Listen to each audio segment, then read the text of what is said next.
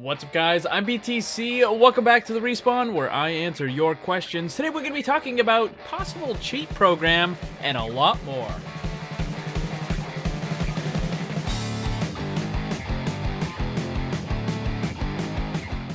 Real fast, want to let you guys know that there is a sale going on for the merch shop, so if you're interested in any of that stuff, now's the time to get it.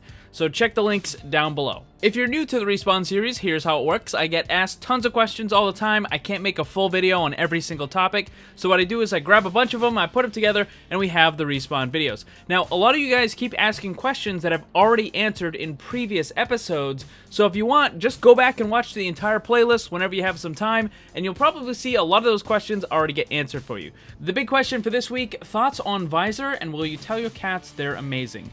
Trust me, they already know. As far as the Visor program, there's been a lot of talk about this in the last week. I really haven't made a video about it, but I figured the Respawn's a pretty good opportunity to talk about it. I've already answered questions about it quite a few times in my Twitch live streams, so here's the basic rundown. So Visor is a program that is supposed to be kind of like an assistant coach while you're playing the game. It's not an aim assist or a wall hack or any of that sort of stuff. What it does is it just kind of gives you tips while you're playing. Imagine there was someone sitting right next to you, kind of like giving you little suggestions while you play. That's essentially what it does. But there's one particular thing that people are concerned about, which is where a lot of the is it cheating thing kind of comes from, and that's it notifies you when the enemy players have their ultimates. Whether or not it's cheating all depends on how the program's actually getting that info. If it's looking at the code, if it's looking at the data that's being transmitted, then yes, that's cheating because that's something that the player normally wouldn't have access to. But if it's simply looking at the kill feed and the time that has passed in the round and making an educated guess, then that's not cheating because higher skill players are already doing that all the time.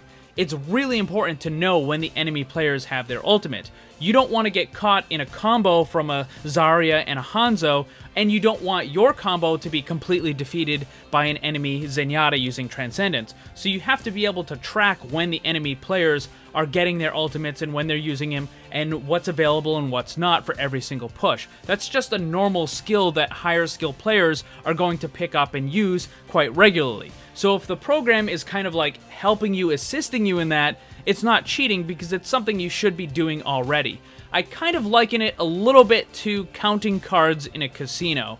It's basically just paying attention to what's going on and kind of memorizing the different things. But here's the thing, it doesn't matter if I consider it to be cheating or not, or if you consider it to be cheating or not. It only matters if Blizzard considers it to be. And Blizzard considers almost everything to be cheating. Any slightest little advantage that you have, they consider that to be cheating, and they try to have it banned. So I wouldn't be surprised at all if they come out and say that it's not an authorized program, and that you shouldn't be using it, and this and that anyone who's caught using it will be punished. Now here's the problem though. I'm not sure how they would actually track it because from what I understand, the program itself just kind of takes screenshots and just kind of has like a screen grab kind of dealio. It's like an overlay, kind of like how any streaming or recording program works. They just capture the gameplay and put a little overlay on top of it. So it might be pretty difficult for Blizzard to actually prevent this program from working or detecting it without completely messing up everything else at the same time. I've also heard that the program itself is a little bit on the shady side, so I would exercise caution if you're going to use it, and just be aware that Blizzard at any point in time could say that this is not allowed and start banning accounts for using it. So just be warned. And speedround time. Do you think they'll add new portraits for when your level increases? Right now the highest that you can get is Platinum, but the thing is there's only a couple of players in the entire world that have actually made it to that level, so it just doesn't make any sense for Blizzard to add something beyond Platinum right now. What they could do, however, is make it so that the portraits are another kind of cosmetic that you can actually change and unlock different things, kind of like what you do with the player icon, but it could be the portrait as well. So that's an option, but I don't think they're going to do that anytime soon. Does Tracer seem to have a little too much mobility? No, she's fine. Good high skill floor, good high skill ceiling, doesn't need any changes. Is Winston in a good place? Yes, he is. Personally, I think he's too strong. Would you agree? No, he's not too strong. If anything, he probably needs the tiniest change to his shield duration, and I would make it last maybe like an extra second or two longer, but that's really about it. He doesn't need any changes. Is double sniper comp dead now, or is it often used but easily countered? People are still going to use it just because they don't want to change, but it is for the most part dead because the other things like the triple tank dive, goats, and disrupt just completely destroy it, so it's not really that good anymore. Would you rather be in the Overwatch League or the Overwatch dev team? Easily, I would rather be in the Overwatch dev team if I could actually make the changes that I want to make. But the thing is, not one person can make all the changes. It has to go through a committee and all these other people, and they have to approve it and this and that. So a lot of the stuff that I would want to change, and that quite frankly needs to be changed, probably wouldn't get. If they add Jetpack, will he be a must pick? Yes, of course. Does Orisa need a change at all?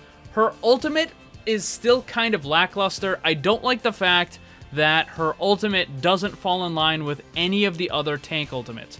Every other tank ultimate in the game is either a crowd control or a zoning ability, and Orisa's is neither, and it just kind of adds a damage buff, and it doesn't really fit with the character. So, I don't know, I just don't, I've never really liked the ultimate on Orisa. Why does my endorsement level drop? Because it has a decay over time. You have to constantly get new endorsements in order to keep it up, and if you don't, then it starts to slowly drop. Whose ultimate is the better support ultimate between Zenyatta and Lucio? Zenyatta easily. It will be able to keep your team alive through not only most of the ultimates in the game, but also through any standard damage. Are all the reload times the same, or are some faster than others? Reload time varies from character to character, so yes, some are in fact faster than others. A lot of people in my games are still saying Ana's garbage in Master. Do you agree or disagree, and why? Ana is not garbage. She's not super amazing, but she's not garbage. One of the main things is the fact that the characters being used right now, there's a lot of multiple tank, triple tank stuff going on right now, and on top of that, Mercy just got a bunch of nerfs. So yes, Ana is better. She's not like amazing or anything, but she's definitely good and viable. So anyone who says that she's just garbage doesn't know what they're talking about. Would Blizzard ever add back old abilities specifically for custom games? I find this extremely unlikely because it would probably be incredibly problematic. Is Rein, Zarya, and Hanzo comp still usable on low and high ranks? That comp is still usable at all ranks. However, specifically for the lower brackets, we're talking bronze, silver, gold, plat, and even low diamond, that is probably the best comp that they can still use. However, in Master and Grandmaster, that comp, while you can still use it, it's not really all that good anymore because of Hammond and the triple tank dive and disrupt and all that sort of stuff. So lower ranks, yeah, go for it, use that. It's probably your best chance at winning. In the upper brackets, probably not so much. Are there rewards for leveling up your endorsements? Yes, you periodically will get free loot boxes, like the screenshot that you're looking at right now.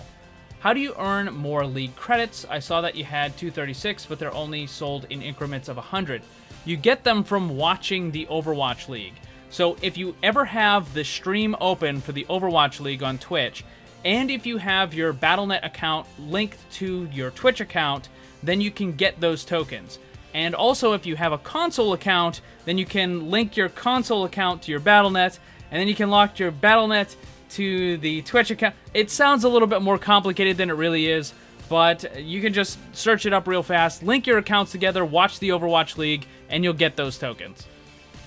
Do you think Hammond is going to get a voice line from the Junkertown Queen while entering the scrapyard? Yes, probably. I mean, it's gonna be like the returning champion or something like that, you know? It's something along those lines. Hammond really doesn't have any voice lines in-game right now interacting with the other characters. I'm sure they're going to add them, it's just a matter of time. Do you think Blizzard watches your videos? I'm almost certain they've seen at least a couple of my videos. Do they regularly watch them? Probably not, but maybe one or two might pop up on the radar every now and again. Do you think they should add another mission like the Uprising and Retribution events? If so, do you think it should be about how Talon was formed?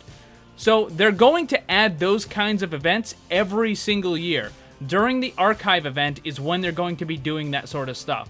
It's entirely possible that they might have a Talon-specific event because, I mean, that kind of seems the way they're going, right? Like, the first one was about really early Overwatch stuff, and then they went into Blackwatch stuff, and the next one, I mean, I'd say it's a pretty good chance it might be a Talon event. We just need to actually get, you know, like, a Talon tank, and then you can have a full lineup there. Should Overwatch add more content to the base loot box? Yes, they're probably going to do it on a regular basis. I don't know how often. I think they probably should do it once a year, but that's just me. What do you think they will do with Torbjorn? They're probably going to do a lot. We already know that the turret is going to be throwable rather than you just placing it down. And there is kind of an idea that they're going to be making it so that it will auto-upgrade itself. Now, that isn't completely confirmed. They said that they wanted to do that. They're looking at it and testing it out. Whether or not it happens, I can't say for certain. But they did pretty much guarantee that his current ultimate, Molten Core, is going to be going away. And it's going to be fully replaced with something entirely new. But we're just going to have to wait for more info on what they do with Torbjorn. But what I think they should do is what I've said many, many times in the past, which is they need to put more focus on the character and less focus on the turret. The turret needs to be more of a disposable bonus damage thing than a big chunk of what he actually is. And that is going to wrap it up for today. Reminder that that merch sale is going on right now, so if you want to grab yourself a cool t-shirt, a hat, or something else, go and check out the links down below. Thanks for watching, and if you'd like to see more, subscribe and hit that bell so you don't miss anything. Also, come hang out in my Discord server and my Twitch live stream. Special thanks to my Patreon supporters. If you'd like to see what kind of cool VIP rewards you can get, check the links down below. And remember, always blame the controller because it's never your fault.